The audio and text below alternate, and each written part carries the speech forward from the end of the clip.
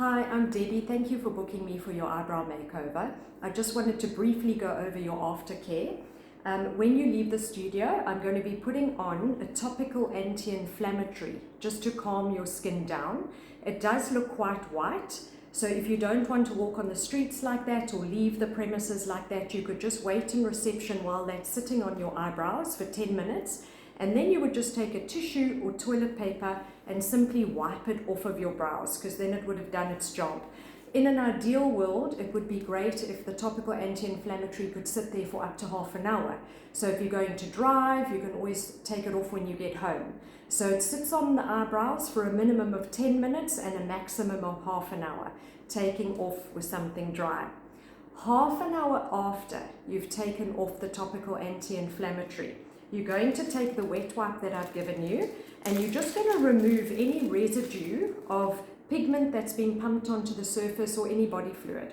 So you take the wipe and you just give your eyebrows wipe, wipe with a medium pressure. You will see some residue on the wipe. That's exactly what you're wiping off. And then you'll pop the wet wipe back in the bag. Half an hour later, you take it out. You don't use the dirty side, you use a clean side. You wipe, wipe, and put it back in the bag. You do this 6 times, using a clean side of the wipe each time. Okay, so those are the first 2 steps. Topical anti-inflammatory to calm the skin down. Take it off with something dry like toilet paper or tissue. Then look at your watch. Half an hour from that is your first wipe with the wet wipe that I've given you. 1, 2, 3, turn to a clean side, 4, 5, 6. So it's over a 3-hour period that you just give your eyebrows these wipes. Keep it in your bag, set a reminder on your phone if you need to. Then the first evening, you're going to use the milk cleanser that I've given you. You can't use this in the shower because the shower water will go in there. So with clean fingers in the basin with running water, you just dip your fingers into the milk cleanser.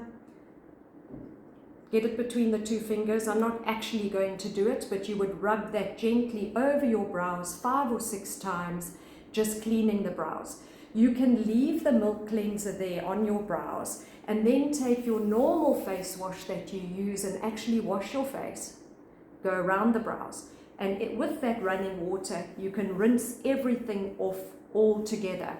Drying your face with a towel and taking toilet paper or tissue and pressing your eyebrows dry and your forehead and then throwing that tissue away. So you will use that milk cleanser from the first night, twice a day for 7 days. So that's the milk cleanser.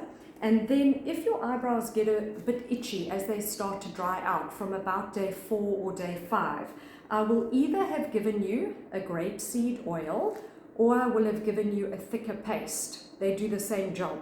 So as the eyebrows start to dry out, you might want to add something to the surface to stop you from picking the brows. And all that you will do is you would either dip into the grapeseed oil with clean fingers and then pat that over the brows, let it sit for about a minute, and then take tissue or toilet paper and dab off the extra.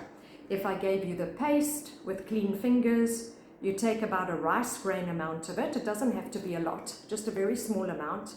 Rub it between your clean fingers and then just press that over the brows, and the itching will go away within a minute. You can maybe from night 4 just apply it in the evenings for 7 to 10 nights just to lubricate the skin a bit.